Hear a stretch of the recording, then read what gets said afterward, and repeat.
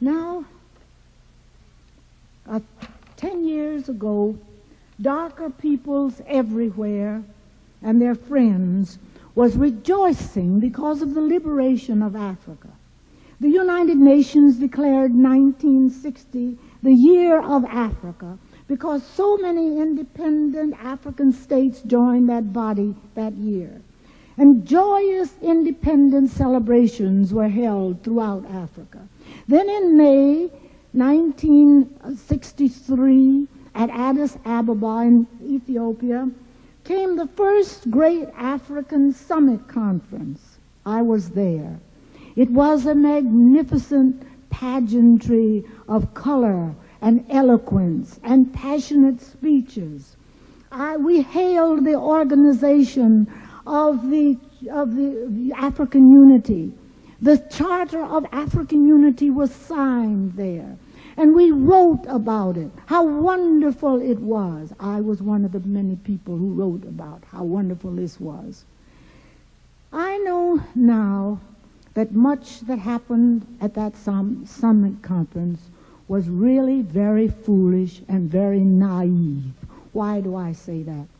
For how sensible was it to stand up and proclaim our intentions to the world of imperialists, colonialists, neocolonialists, plunderers, and thieves when we did not have the power to rebuild Africa in our modern world?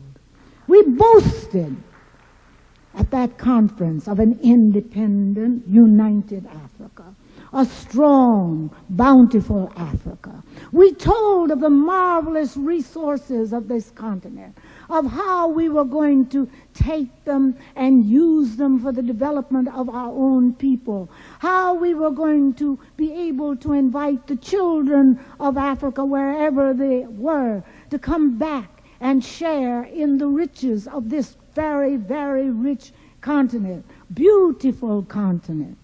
We got up there and told all of our plans.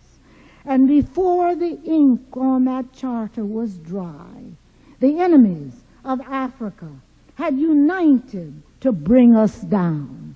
And in a short time, wave after wave of coups d'etats swept across the continent, and country after country fell under the man's hammer. Imperialists, neocolonialists, call them what you will, whether they come from west or east or north or south, they are the same greedy exploiters.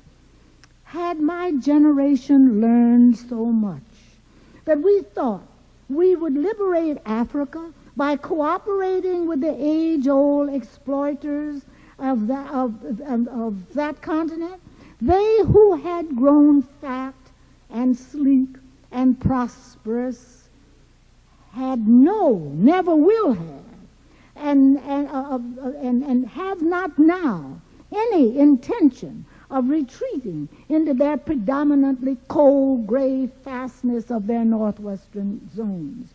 They love our African sunshine, our beautiful broad rivers, our bright gold, our sparkling diamonds, our copper, magnesia, bauxite, and oil.